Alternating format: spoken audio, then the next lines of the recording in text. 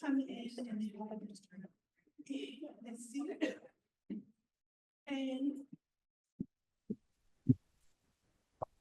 welcome to our guests. Welcome to Metropolitan African Methodist Episcopal Church. And to our membership, thank you all for staying behind. This event is hosted by Metropolitan and Washington Interfaith Network. Washington Interfaith Network is a nonpartisan organization. And our executive director, Reverend Allison McGurl, will come and give us a welcome. Thank you, Reverend Ryan. So good afternoon, everybody. I'm Allison Almaguer. Good to see many of you. We are excited today about having our panelists here and Dr. Scott moderating. But the goal of this event is to make sure that we have a clear opportunity for education. So the ballots we know for our district voters are already out. I was reminded to say that this initiative is on the back of your ballot, so make sure you turn it around. But again, the goal for today is education. We have folks that are supporting and folks that are against, and we want to make sure we have clear arguments about how Initiative 83 might affect our communities in the future and now. So we're excited again, as Reverend Ryan mentioned. WIN is a nonpartisan organization in all 8 wards. And our goal is to bring together communities, churches, mosques, synagogues, and unions to come together and help create change locally. So we're grateful for the partnership of Metropolitan and excited again to be able to be a part of this today. So Dr. Scott, I will turn it over to you to kick us off and kind of frame our event a little bit. Oh, one more thing as you're standing.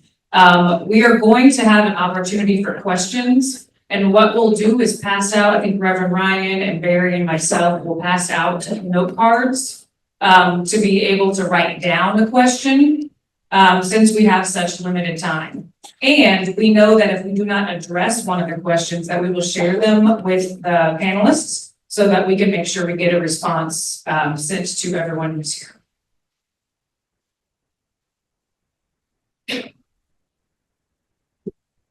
Thank you. Good afternoon. I'm Elsie Scott. I'm a member here at Metropolitan. I'm a political scientist. So they have asked me to come and moderate the panel today.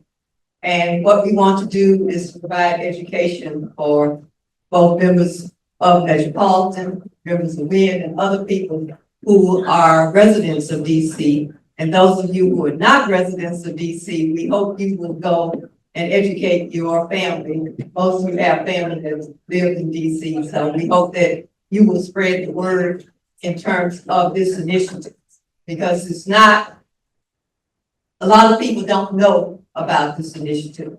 And so many people, when they get in the voting booth on election day, they'll be saying, oh, and they're trying to read it. Have you ever been there? I've been there when I've gotten in the voting booth and I didn't realize a certain initiative was on the ballot. And now I'm trying to read, and I call myself an educated person. I'm a political scientist, and I don't have the background. I don't know what to do. So I don't want anybody in this room today to be like I was once upon a time. So first, let me thank Pastor Lamar and WIN for hosting this panel.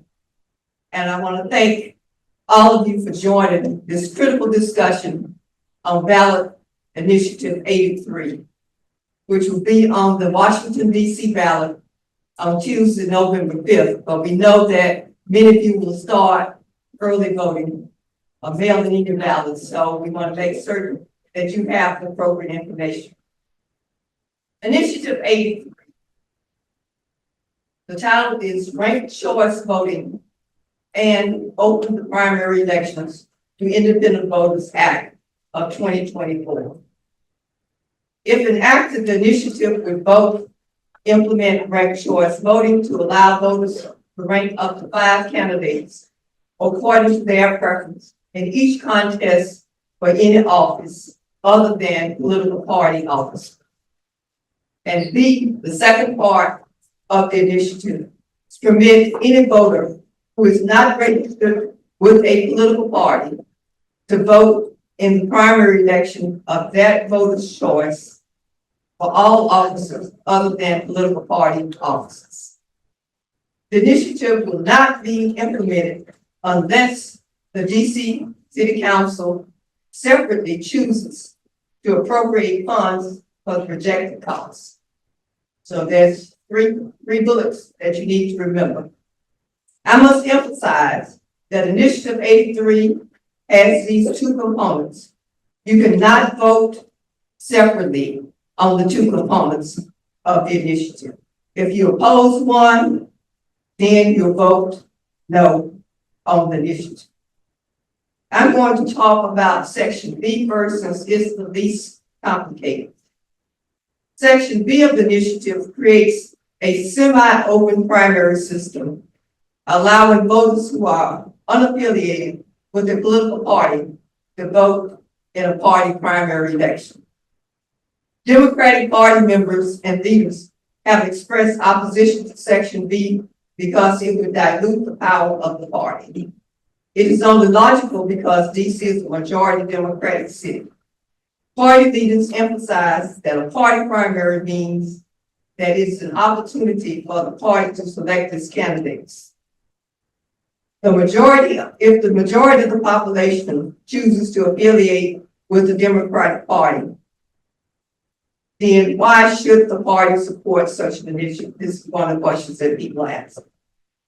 In support of Section B, a Washington Post editorial states, the city is so blue, the winner of the general election in most contests is decided in the Democratic primary.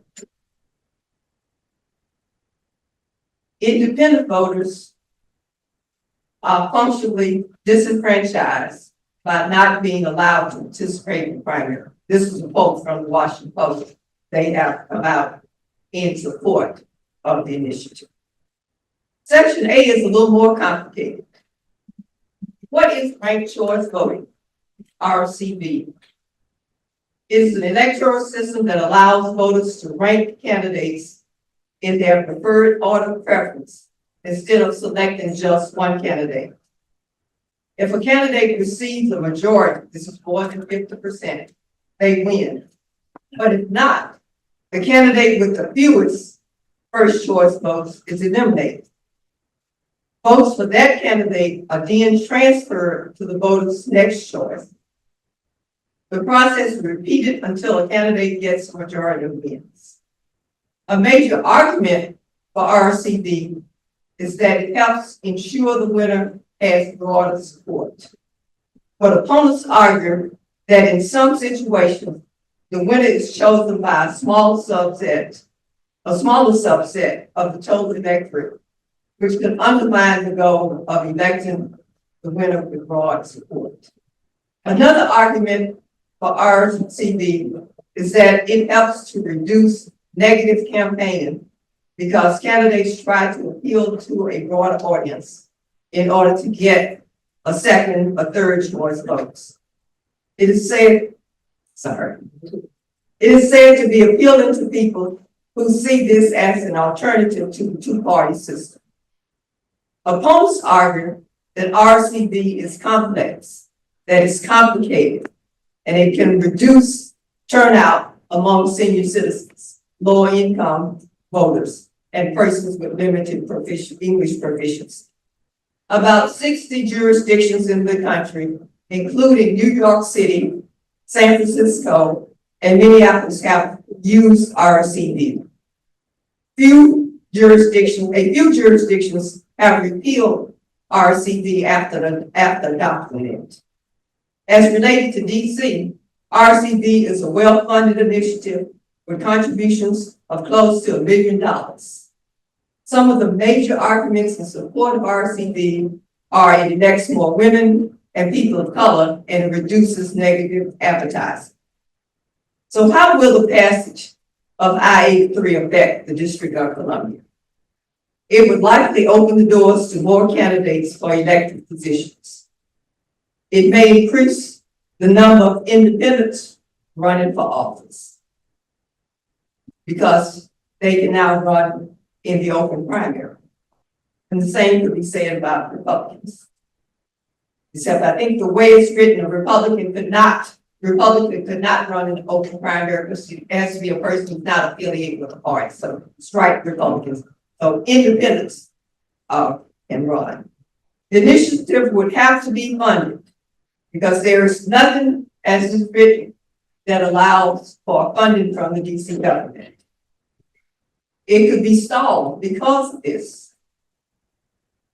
The initiative states it will not be implemented unless the DC City Council separately chooses to appropriate funds for projected costs.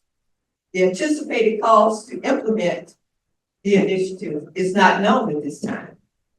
With most council members and the mayor opposing it, we can anticipate what could happen. Finally, I must mention the elephant that will always be in the room as long as we have a weak version of home rule here in the district. It should be noted that one Congress member has already introduced legislation to prevent DC from adopting RCPs.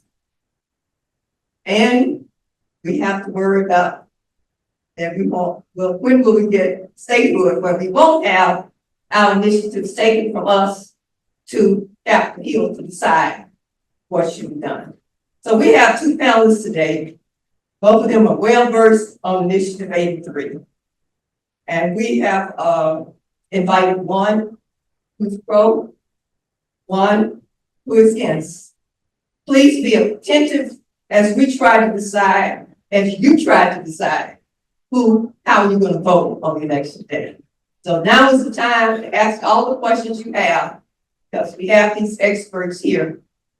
They're going to give you their side, and you go home and decide what's your side. Okay.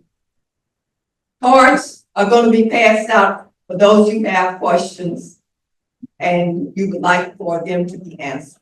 And we'll try to get answers to as many as we can. So do we know who is? Okay, we don't flip a coin. Decide who wants to go, who's going to go first. Hands out when it tells you who. I have a question. Yeah. Are we going to be introduced? Yes. Well, we're going to split the coin first. To the point. Did they all? No, nobody calls. I'll do it with better brother. Spell Yeah. Tails. Okay, so that means you want to go first or second? Give me a second. Okay, let me introduce our esteemed panelists. Those of you who lived in the district for a long time probably know Philip Pannell, who's the treasurer of this initiative. He's a longtime DC resident who's been an active member of the community. He is currently the executive director of the Anacostia Coordinating Council, a position he's held for 30 years. Mr. Pannell has served as a DC Human Rights Commissioner and trustee in the DC Public Library. He served 3 terms as president of the Anacostia Bellevue Congress, ICE, AARP chapter, and 5 terms as the Ward 8 Democrats president. His other civic activities include recording secretary of the DC Democratic Party, the DC Democratic State Committee, former board member of the DC NAACP, prior chairman of Advisory Neighborhood Commission, AE, and past president of the Congress Arts Civic Association. He reports that he has been arrested twice, demonstrating in support of DC statehood. Our second speaker will be, our first speaker now, right? Okay, our second speaker will be Deirdre Brown, a 3rd generation Washingtonian. She's a parent, a housing advocate, and small business owner. She is a former ANC commissioner for 3F04 and is a Ward 3 Democratic Party precinct delegate. Deirdre is actively involved in local organizations advocating for women and children. She serves as the Legislative Committee Co-Chair of the Metropolitan Women's Democratic Club, a PLE board member for PAVEDC, Vice Board Chair of the Northwest Opportunity Partners Community Development Corporation, and is an active member of the Committee of 100. Deirdre earned her JD from UDC's David A. Clark School of Law. She has raised 5 children in the district and currently resides in the Palisades neighborhood. Now, originally, we were supposed to have greetings from Pastor Lamar. So let him come and bring greetings, and then we'll hear from our panel. Would you join me in thanking Dr. Elsie Scott, an extraordinary political scientist and activist? I am clear that the church exists to do just this, and that is not only to prepare us to live spiritually in a way that is welcoming and loving all human beings and expanding, but it is also a place for us to learn how to be the best citizens we can be. And by that, I do not mean pliant citizens of the American Empire. I mean disruptive citizens of the injustice, the extractive capitalism, and all of the things that harm people unnecessarily. And so that is the tradition of the African Methodist Episcopal Church. That is the tradition of Metropolitan. And as we are more educated, we can be the disruptors and the interrupters that God and the nation and the world and the city are calling for. So thank you. Thanks for being here, and thank you both.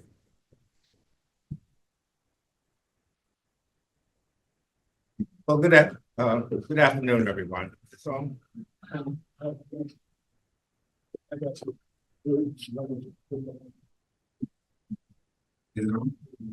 good afternoon, everyone. My name is Pannell. I'm the treasurer of the Initiative 83 campaign.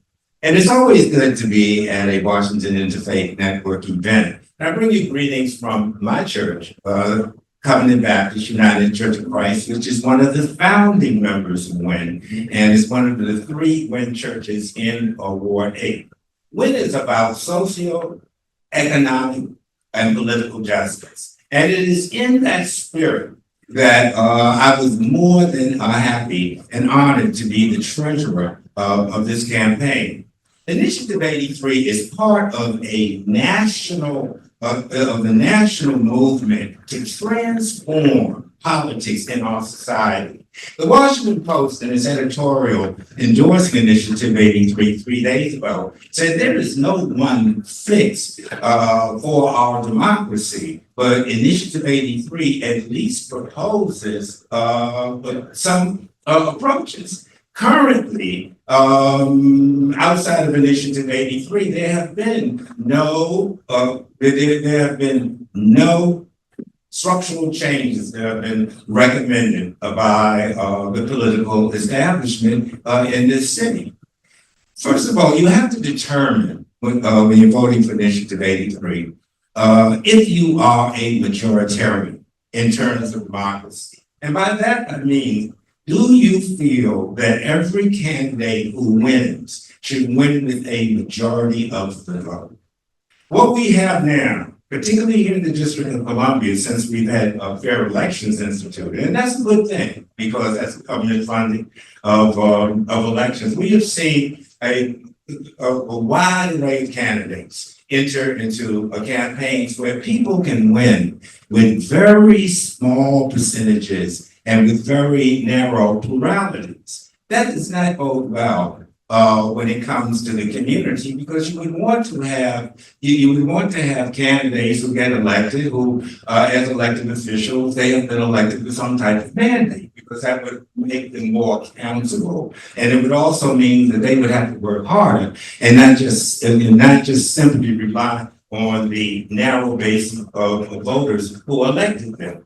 The second part of the initiative is to open up of the primary so that independents will be eligible to vote.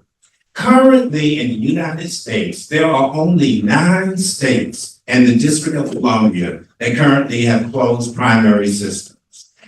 What we have seen in this country is a major change in terms of a party affiliation.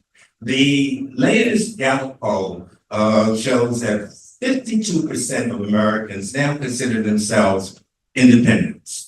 23% Democrats, 25% Republicans. In order for the Democratic Party, and I'm a strong Democrat, in order for the Democratic Party to be successful at the national and at the state and local levels, they're going to have to get independent votes. And you should not be treating independents as not stepchildren, but as stepped-on children, and not allowing them to vote. As I said, there are only 9 states left in the District of Columbia, and there are active movements to change that. I had asked my colleagues to hand out a letter. It's on the way. There's a letter that was written by 5 former Pennsylvania governors, both Democratic and Republican, asking the state legislature to overturn, to end closed primaries because they are not good for democracy. Kamala Harris is not going to win Pennsylvania with just Democratic votes. She's going to need independents. And independents should be given an opportunity to try before they buy. Here in the District of Columbia, 1 out of every 6 elected, 1 out of every 6 registrants is an independent. And we know that the action is in the Democratic primary because we're so overwhelmingly Democratic. But what we do by by not allowing them to vote is that we really limit the public discourse among a number of issues. And I will close with giving you a metaphor in terms of what opening the primary to independence is all about. Today, I attended the service, and Reverend Lamar, I was right choice in your sermon. You would definitely be number 1. But I was able to participate in communion in this great house of worship today. Why? Because you have open communion. There are certain Christian churches that will not allow for open communion. But here at Metropolitan AME, it was very clear, this is a church that believes that everyone is welcome, at the table of our Messiah. What we're doing in Initiative 83 is sending the same type of message, both politically and spiritually, that everyone is welcome to the table of democracy. And simply because you are not a Democrat does not mean that you should not be able to participate. It is the height of status quo supremacy for our Democratic Party to say to the independents, we will not allow you to participate because we have freedom of association. But then they will so imperiously offer their candidates in the general elections. It's like take it or leave it. That's not the way that you should treat voters in the district, and particularly independents who are taxpayers, who have the indignity of actually having to fund their own voter suppression.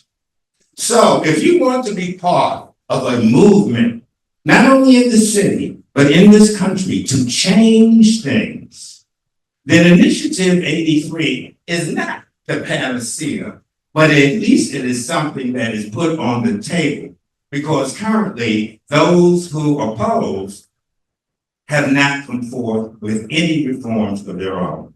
Thank you.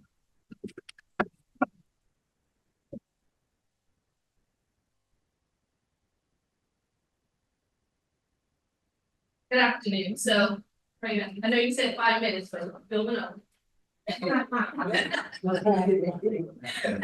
just so we know. All right, listen, that was so entertaining. I was even chuckling. Well, let's talk about the facts. Okay, because that's what matters here, the facts. Ranked choice voting in instant semi-closed primaries. My presentation isn't working, so this one, do it without it. Basically, voting on Initiative 83 was formed by grassroots local residents, some of which are in the room today, to educate the community on what this will mean for the District of Columbia. I want to start by talking a little bit about ranked choice voting as it is written in the legislation. So basically, you've heard this the slogan, make all votes count. Right now, all votes are counted, but under ranked choice voting, what will happen is some votes will not be counted. In their own legislation, they have 11 definitions. One of them is the definition for what's called inactive ballot. An inactive ballot is when you overvote, undervote, or skip a vote. Okay, so if you rank too many people, you don't rank enough people, or you skip, your ballot can become inactive. We also know that with ranked choice voting, we have what's called exhausted ballots. And that is when the people you ranked have been, as they go through the tabulations, have been eliminated. And so now your votes and whoever you've been voting for is no longer counted in this final tabulation. Okay. So the idea that votes aren't being counted is just propaganda. Right now, every vote counts in the District of Columbia. Let's talk a little bit about the fair elections. So one of the arguments is, looked at the Ward 7 race, and we had 9 people or 10 people running, and then the person who won only won with 22% of the vote. Okay. But remember when a couple of years ago, we were yelling and screaming and arguing that we needed to have fair elections because we wanted more people to run, we wanted more choices, we wanted to see more opportunities for people who didn't have deep pockets and connections to be able to run. We got what we asked for, okay? And then now what we're trying to do is replace fair elections that probably need some fixing with a really bad election reform. Ranked choice voting is not going to fix that problem. When we start talking about states that have and don't have ranked choice voting, there are 10 states that have banned ranked choice voting at the moment. And including right now on the ballot for Alaska, so there's only 2 states who statewide have ranked choice voting, that's Maine and Alaska. Alaska has on their ballot right now, they're trying to repeal their 2020 legislation where they implemented open primaries and ranked choice voting. So it took one election cycle for them to say, oh, this is horrible, and we want to get rid of it. So this idea that this is the trend and where people are going, that's just not true. States are beginning to have regret. As far as the fiscal impact, there was a fiscal impact statement done. I was trying to pull it up, I couldn't, but it shows that this will cost millions of taxpayer dollars that could be going to something else. We're going to implement this bad reform, pay for it, and then a couple of years from now, repeal it like everyone else is doing? This is just a bad idea all the way around. When we started talking about independent voters, okay. Home rule states that all primary elections are partisan. And I want to remind people that primary elections are nomination elections. This is when a party, the Democratic Party, Green Party, or Republican Party, gets to pick the candidate they want to put forward to represent their party in the general election. So just like any other club that you belong to, if you're not a member, you don't get to vote in their elections. You don't get to vote for who their leaders are and who they put forward. And most of the time what I hear from independents, including Ms. Rice, is that she's no longer feels like any of the parties represents her values and goals, and that is fine. But then you don't get to pick who any of these 3 parties put forward for the general election. We are in a blue bubble. Having independents vote in an election is not going to change that. And when you start talking about other states that need ranked choice voting or whatever to try and get Democrats in, that's fine. That's not a problem here. So this idea that this is going to fix some non-existent problem is not true. What's happening here is we have outside special interest groups meddling in our elections, trying to change what our leaders look like and who they are. So let's talk about the money. All right, let's follow the dollars. If you look at their most recent finance report, you will see that 120,000 came from Fair Vote Action PAC. They're a national organization. They're not based in DC. They are based in Maryland. And they are a national organization that's going around trying to put ranked choice voting into states. Another 280,000 came from All One God's Faith Inc. They sit in California. On their finance report, they put their address as California address. So in total, they have raised $464,000. 68% of that have come from out-of-state corporations, 22% has come from out-of-state PACs, 6% have come from out-of-state individuals, and only 3% have come from DC residents. That's not grassroots. Just because you put black faces up front doesn't mean that that's what's going on. Okay? Grassroots looks like us. People you see in this room, we're all volunteers. We volunteered our time and our money, and 100% of our donations have come from DC residents. So what I need for you to do is to get out the word to your neighbors, your friends, your churches. Have them go to our website, voteno83.com. We have a 10-minute presentation where I go through our charts and statistics. We have got to stop this propaganda machine they got going, right? We've got to protect our citizens and our vote. And we have to protect home rule. Because when you attack home rule, you attack statehood. And we won't stand. Thank you for your time.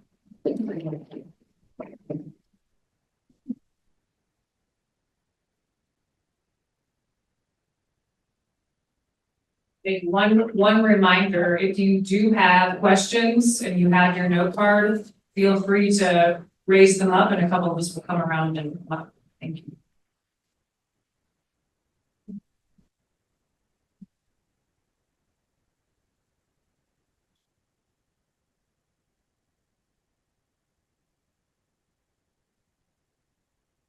Do a 1-minute rebuttal for each. You could have 1 minute this time. Oh, let me take more than 1 minute. I just want to get to the funding, first of all.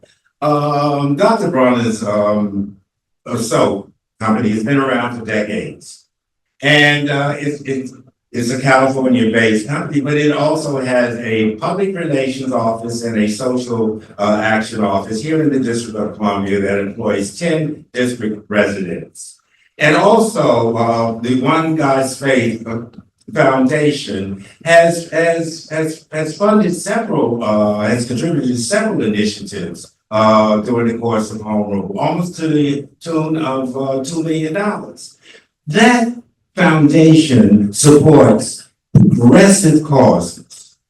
The same one that Deirdre is criticizing for giving us money also donated $500,000 to Black Lives Matter. We are not getting any type of money that is either illegal or unethical. The other money that comes from Fair Vote. Fair Vote is the organization that is the leading proponent of ranked choice voting. Why would it not support the efforts throughout the nation for that? I get you. Thank you. Listen, I don't want to go back and forth about the money. The bottom line is this: the financial report says all God's paid Inc. as a California company. There's no asterisk next to it. And what we're arguing is that this is not a grassroots effort. That we have over $400,000 coming in from outside special interest groups and PACs. And just if you were to go look at their BOE reporting, you'll see that they had 39 people out here circulating petitions who were not DC residents. All right, this is not a DC grassroots effort. This is outside special interest groups meddling in our elections. 40 seconds. The president. Questions?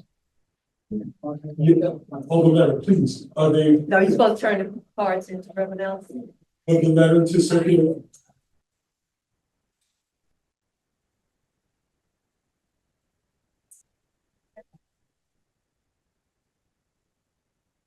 Moderator, the questions from the. Okay. Thank you. Thank you.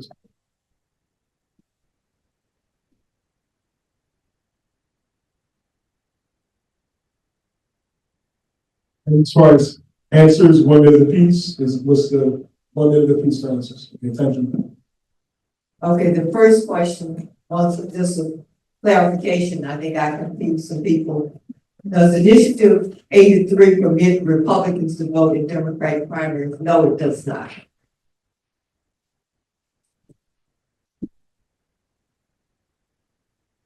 It does not say who this is addressed to. What are other alternatives to address your concern about people voting with less than 50, or people winning with less than 50%? Which one is this?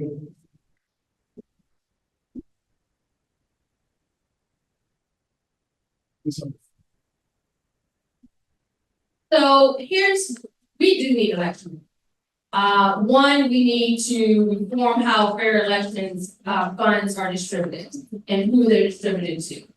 We also believe, and we have, suggested to the council on numerous occasions in writing, that we need term limits. We also, suggested there should be an expansion of the council for a couple more seats, because we have council members who are looking to oversee more, agencies than it is humanly possible.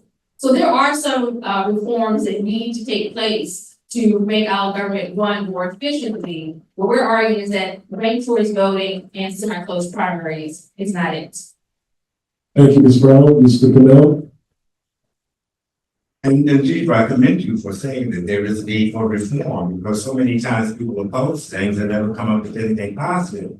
But let's keep in mind that the people who are really opposing ranked choice voting and opening the primaries across the country, the states that Deirdre mentioned, they're all controlled by right-wing Republican legislators. They have conservatives, they have conservative governors. Donald Trump hates Initiative 83. So does the head of the Heritage Foundation, one of the gave us Project 2025, because they know that this is a progressive, reform. And please keep in mind that the right-wing Republicans on Capitol Hill have already introduced legislation to prohibit ranked choice voting in the District of Columbia. It's unfortunate and it's tragic to see our Democratic Party leaders in the District of Columbia, who have basically politically crawled in with the right wing of this country, because they are the ones who are opposing Initiative 83. Let me ask you to clarify something. You said, Yes. you said that Donald Trump opposed an I-83. Has he spoken specifically on I-83, or are you saying that he opposes ranked choice voting? He opposes both ranked choice voting and also opening the primaries. No, I'm saying I-83, you said that. Oh, when I'm saying I-83, he hasn't said I'm opposed to that. I just want to get that I just want to clarified. be specific that Donald Trump refers to ranked choice voting, and please forgive me, when he calls it ranked choice crap voting, because the right wing, they don't want to see this progressive reform. So basically, here in the District of Columbia, we see the opposition that is really carrying the water for right-wing Republicans. Ms. Brown, would you like to respond? You have a minute to respond. Then we move on. The idea that we, as Democrats, I am a Democrat, do not represent the Democratic State Committee. I represent Vote No Initiative 83, which is a nonpartisan group. However, the idea that we are anyway trying to perpetuate Republicans' agenda is ridiculous in the spirit moment.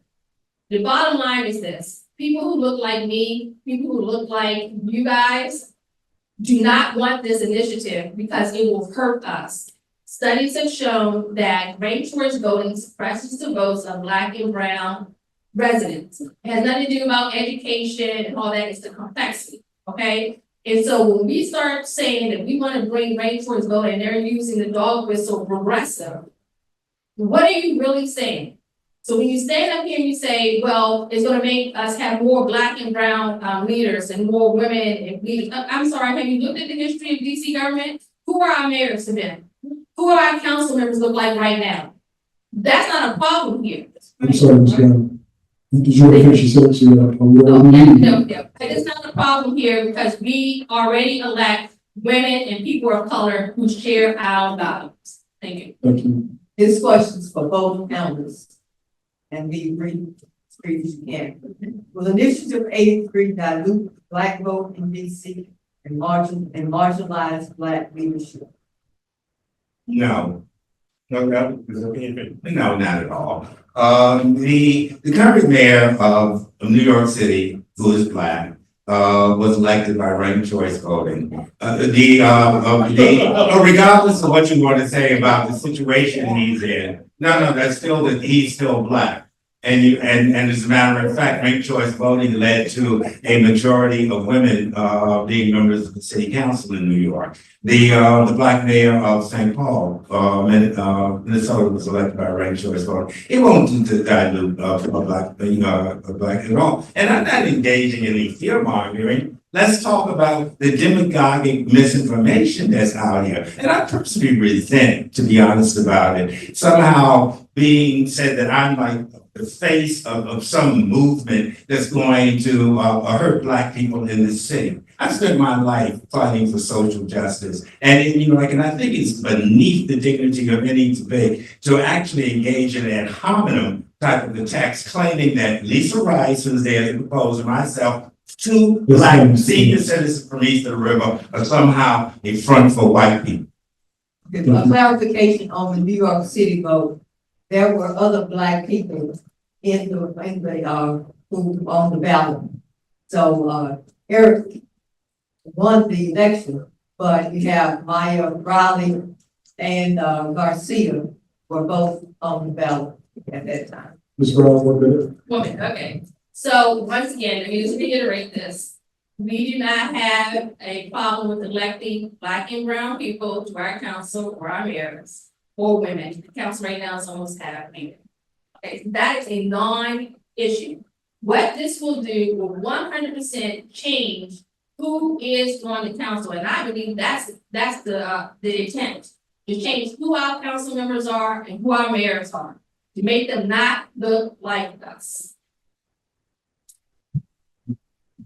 Okay, this question is the ultimate goal of I-83 to do a hostile takeover of DC Democratic politics.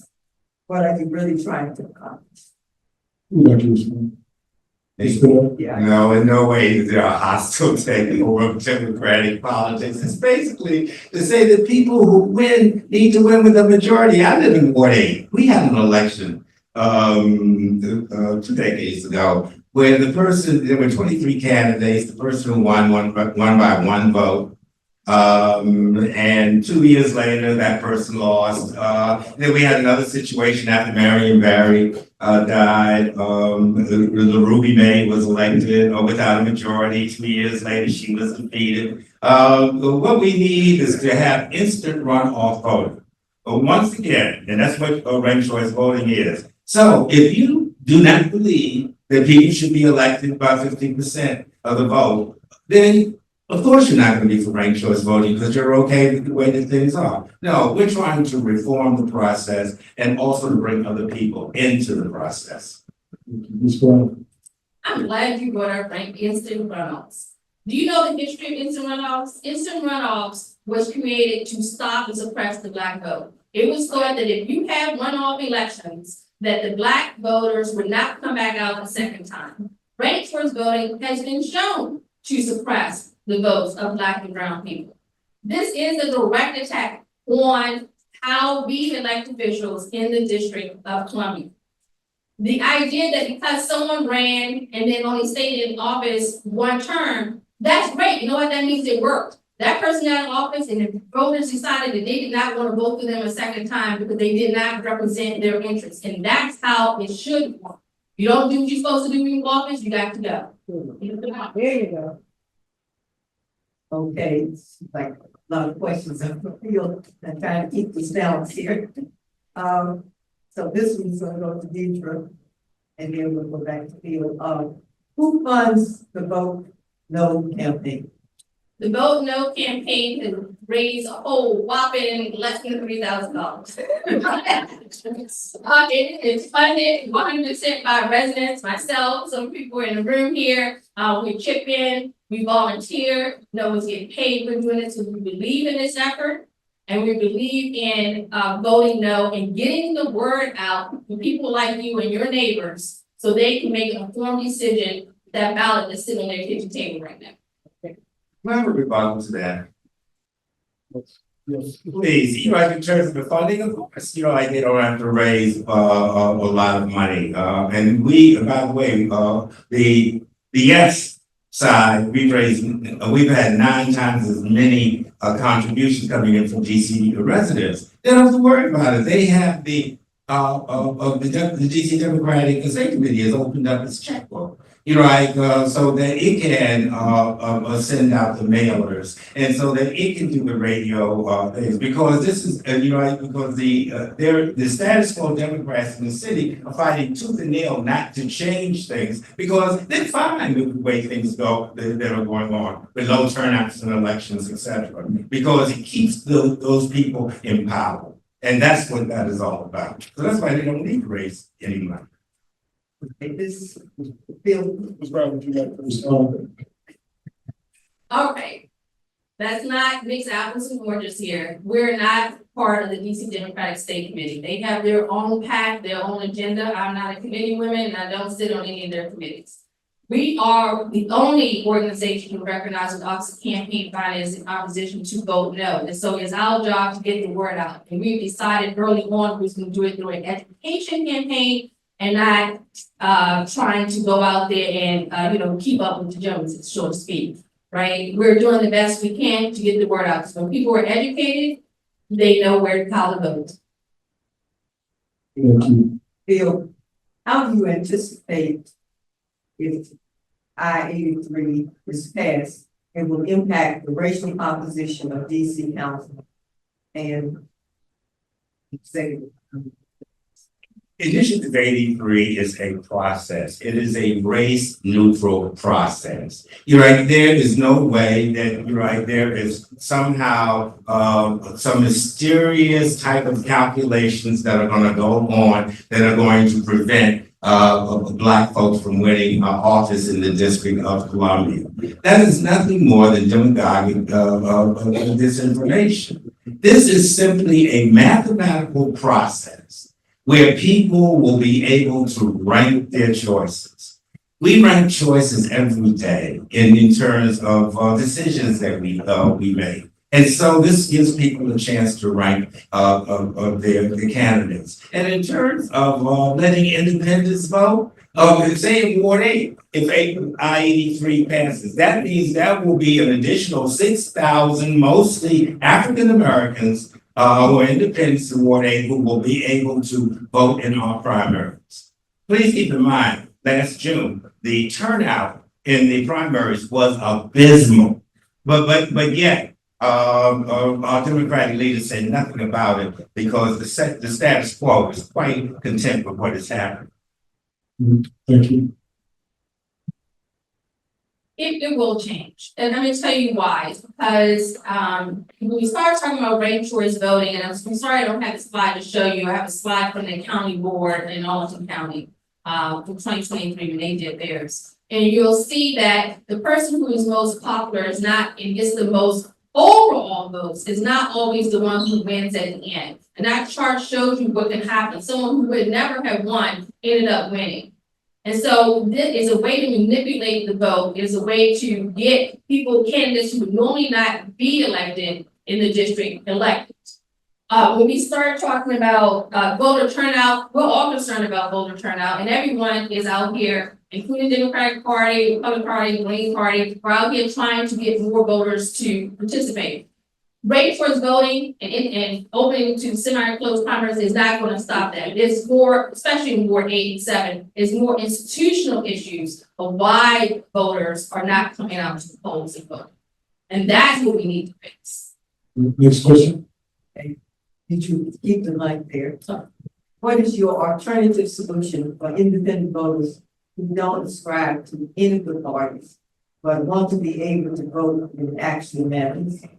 So listen, if you choose to be an independent, you have a couple of options to you. You could switch your party. We are very open. I mean, we already let you switch on the day of elections if that's what you want to do. But the point that you have made a conscious decision not to be a member of any of the parties when you don't get to pick in our nomination elections, which is primary, who we put out at the general. You can vote in the general election for whomever you want, just like we can, but you don't get to pick our leaders. And that's just basic how association works.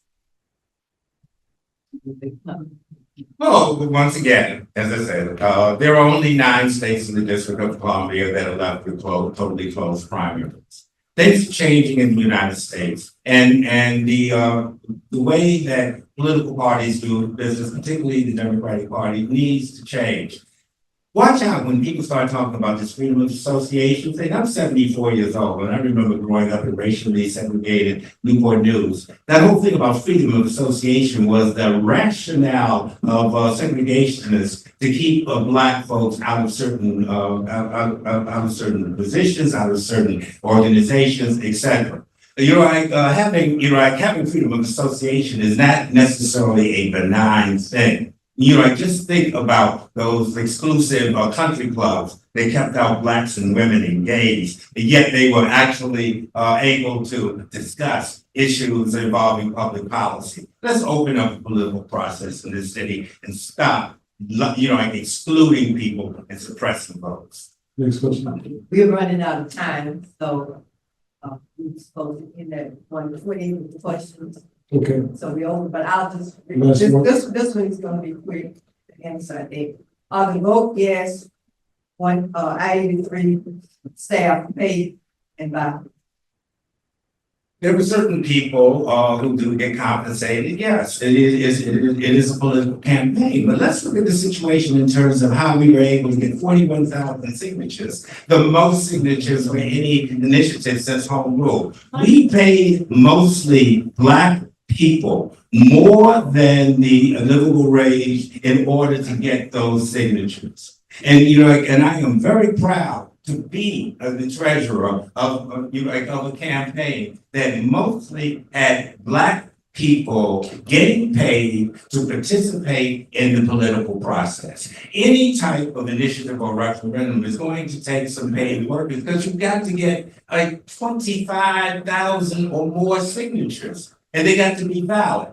So yes, they were paid, and and I just wish we had raised more money from those other organizations so that we could have paid them more. I want to thank.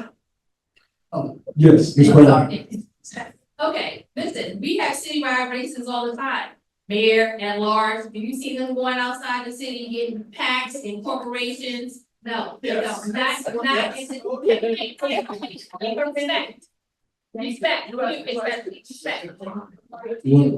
listen, I don't think you guys be telling your lies. One. We've been extraordinarily civil. We will not devolve. All right, so please finish your time. So when you start talking about outside money, you have to decide if you were going to accept that they're paying outside, they're getting outside money to find this and try and say that's grassroots. Once again, they used 39 petition circulators who were not DC residents. When we start talking about home rule, if you want to make changes and you make it the right way, you don't institute that initiative measures that circumvent and attack home rule. There is a process that we have for years and decades said that we will follow, and they have gone around that process. I don't have time right now to talk to you about their signatures that they always talking about, but we have court cases going because they use whiteout and altered fraudulently signatures and names for circulator petitions. So this idea that they're doing a lot of shenanigans going on over in yes, let's say that. Before Dr. Scott gives us our final remarks, I want to thank you all for being here again. I want to thank the Washington Interfaith Network. Thank you all who are here in this space. I want to invite you to worship with us every Sunday at 10 a.m. Invite 3 people to come with you. And finally, my last word is this. I appreciate what I've heard, but there's a political scientist, Frederick, can't remember his last name. The name of the book is The Price of the Ticket. Electing people because they are Black does not free us. It does not liberate us. Some of the worst elected politicians are Blacks and Democrats. Electing people that are women will not liberate us. Electing people who will do what is in the best interest of us all, especially those who are suffering, is what will deliver us. So I appreciate what I've heard, but I don't care what color you are, what restroom you go to, I'm looking for justice. And I'm not sure that we're committed to that as we all do. Dr. Scott, thank you. I want to thank Reverend Lamar and Wynn for bringing this panel to Metropolitan. And I want to thank all of you for attending. I hope that each of you have learned something from this panel. Know that on election day, I-83 is on the ballot. You now know what it means, that there are two components to it. It's not just ranked choice voting, it's also open primary issue. So make certain that if you did not have your questions answered, I think our speaker will be around for a few minutes to answer questions. Now, there's a reporter here from the Washington Informer who wants to interview the panelists of one of them. So please allow her to get an interview, since I did not get to her question. And so I want to take care of you. Always look out for the young people. Yeah, there she is. She ran away with a Howard University's question, y'all.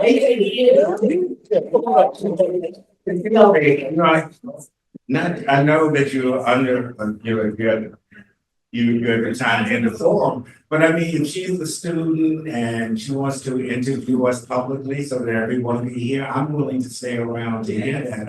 I like helping, So, I'll do this. Yeah. So we are officially concluded if you need to leave, but if you'd like to hear, come on up here, my friend. What's your name? Tia. Y'all give it up for Tia.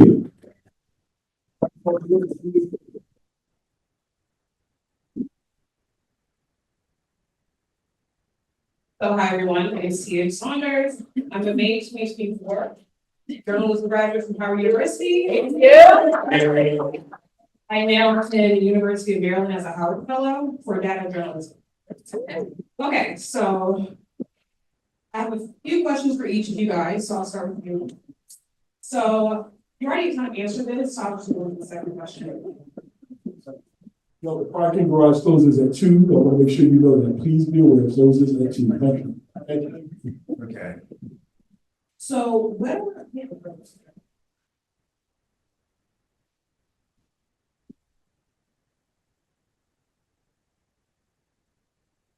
Permission to report? Yes. So what are alternatives to ranked choice voting would you suggest to improve the election process?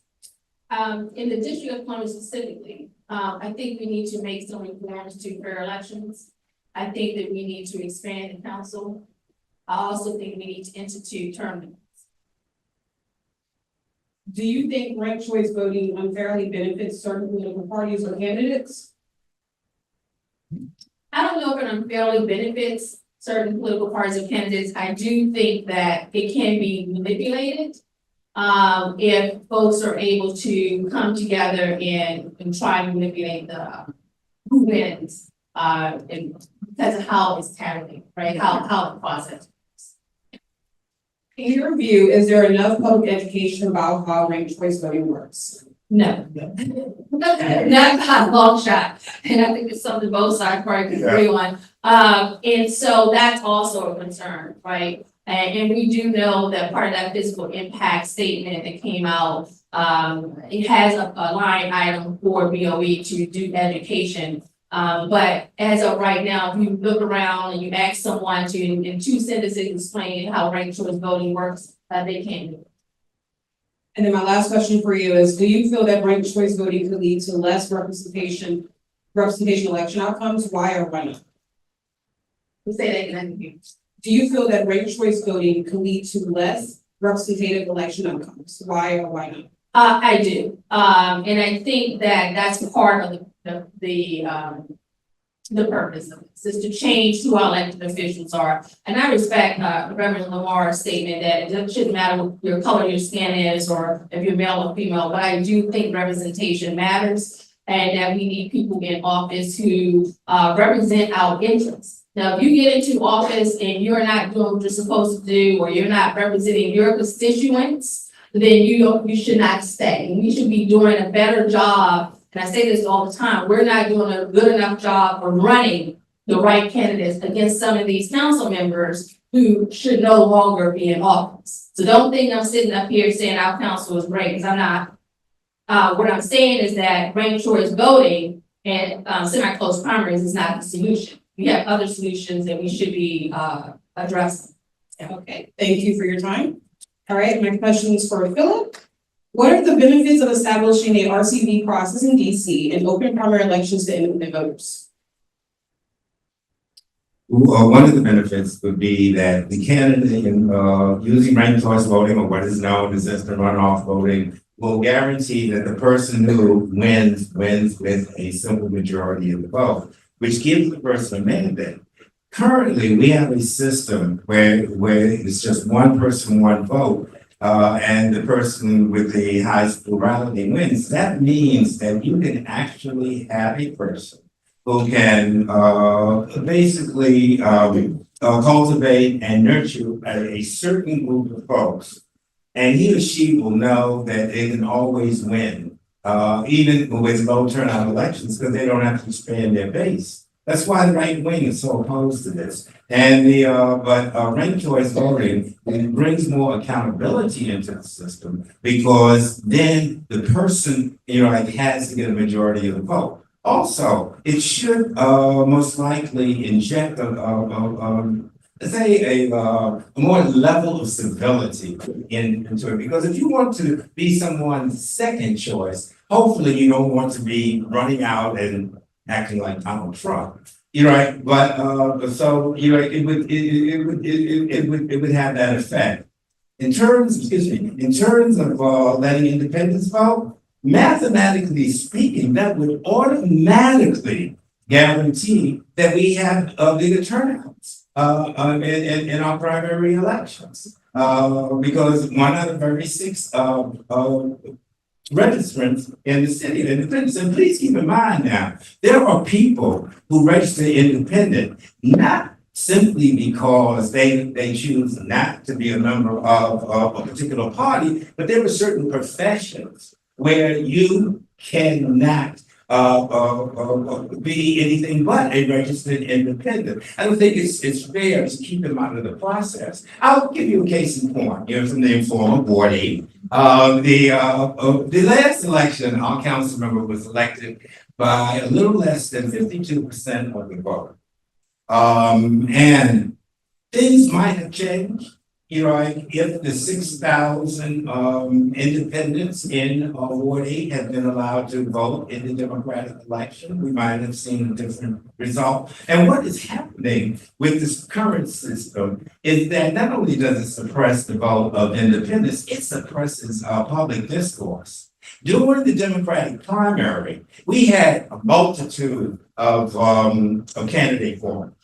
Since the primary, going into the general election, there's only been one forum held in Ward 8, which was held by my organization. I'm the president of the Anacostia Bellevue Congress Heights AARP. That's the thing that is happening in this city. So a number of voices that we should be hearing in terms of social justice issues, in terms of housing and criminal justice in the environment, they're not coming into play because the Democratic primary is basically the only game in town. So those voices are basically being left out. Okay. How could ranked choice voting change the dynamics of DC's political landscape, especially for smaller parties or independent candidates? I would say that it wouldn't really change the landscape there because it would be the same system for each of the parties. What is basically happening in the District of Columbia is that it's for all practical purposes a two-party system. I mean, we do have Stephen Green, we do have the Libertarian Party. There was one time we had the Emotion Party. But what has happened is that because of what is basically the duopolistic system here in the district, the Democratic Party has such sway and such hegemony that those smaller parties never really get that much play because of lack of resources, etc. But I don't think the process of ranked choice voting would apply to all of the current. Well, we currently have 4 parties in the district. I have 2 more questions. How do you respond to concerns that RCV may be confusing for voters or potentially discourage voter participation? First of all, I have the highest regard for the collective intelligence of the American voter. Many times, we predict things, that turn out not to be true.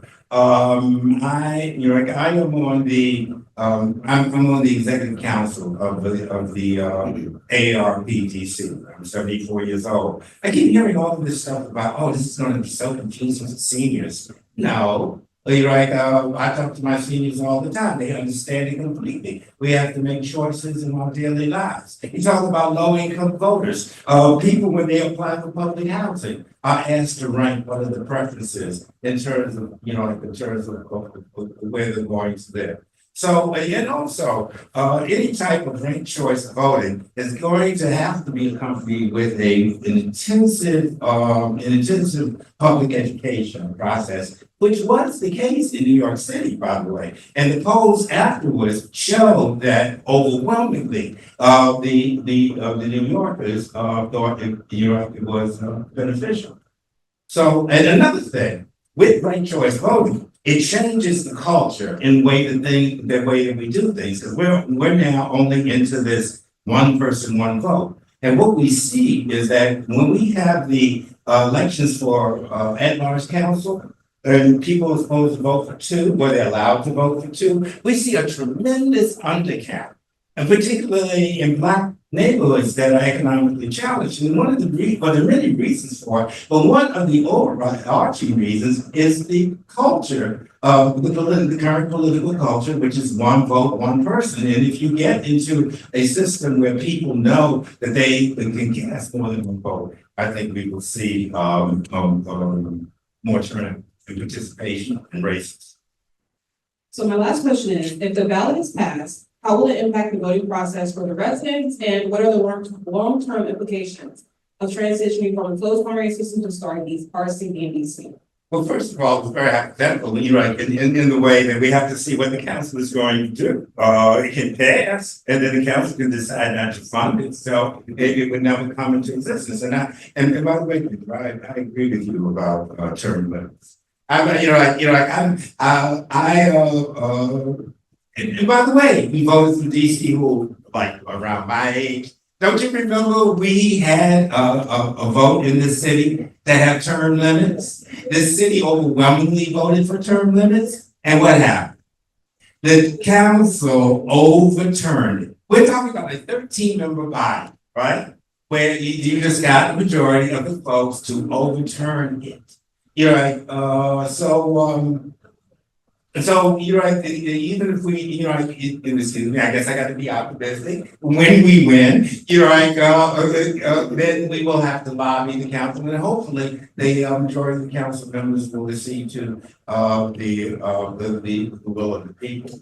But as I said, they overturn term limits and everything. As a matter of fact, the effort to overturn term limits was led by the Ward 2 council member, Jack Evans. He got overturned.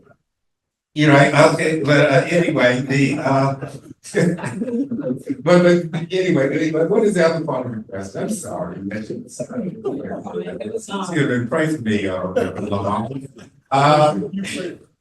It was, the second part was, what are the long-term implications of transitioning from closed primary system to start RCVs? Well, the long-term implications will be that, first of all, independents are more empowered and their voices are going to be heard, their votes respected. And I think we will actually see greater turnouts in the primary. And also we might see some issues that will be discussed a bit more robustly, because those independents, are allowed to vote. Now, I want to give a clarification now in terms of what the initiative says is that independents will be able to vote in the in political primary party primary of their choice. But when it comes to the leadership positions of the parties, like the Democratic State Committee, those independents will not be able to vote to select who are the leaders of the party. That is in the initiative. Thank you for your time and your responses. Thank you. And I just need to thank Reverend Ryan, Celeste, their role in putting this town together along with Reverend Allison. And, the whole being organization. So thank you very much. You got a lot to go home and think about. But, you know, in the final analysis, what we need here in DC is we need a state. Yes. And then we wouldn't have to be, some of these things, we won't have to worry about the city council coming back and turning it over, because we can make it our rules in the state. Thank you very much. I'm sorry, someone had another question. She said, since DC is unique and we have a lot of red states here, would that make a difference? What you say again? Oh, people from red states, would that make a difference? I don't understand the question. You understand the question? This question. So very quickly, DC is unique in that it's a very transient area. We have a multitude of people from ruby red states who reside here even for a few years. Do you think that civic code primaries would give those folks who refuse to align themselves with the political party an undue influence in our political process? You know, well, the situation, and I know I may be treading on some thin ice here with the political scientists next to me, but studies have shown that when it comes to independence, you can actually break down independence according to whether or not they lean Democratic or whether they lean Republican. And the situation here in the District of Columbia, the independents would most likely be leaning Democratic. Most of the people who come here to work from, as you say, the ruby red states, they keep their voter registration back to the back in the states where they come from, but you know where they actually have voting senators. Exactly. But please keep in mind now, in terms of the statement thing, as I said, we already have legislation on Capitol Hill that's been introduced by conservative Republicans to prevent the District of Columbia from having ranked choice voting. So again, you're totally correct. We need state. Thank you. The simple answer is that's a possibility, right? Because we don't know, all we know that a person who is independent has made a conscious decision to not be a member of any of the other parties. And so we don't know what their leanings are or why they decided not to be a member of any other parties. So we don't know what their values are. We know they don't share the values of any of the parties, but they would be a member. So we don't know what that would be. Thank you very much.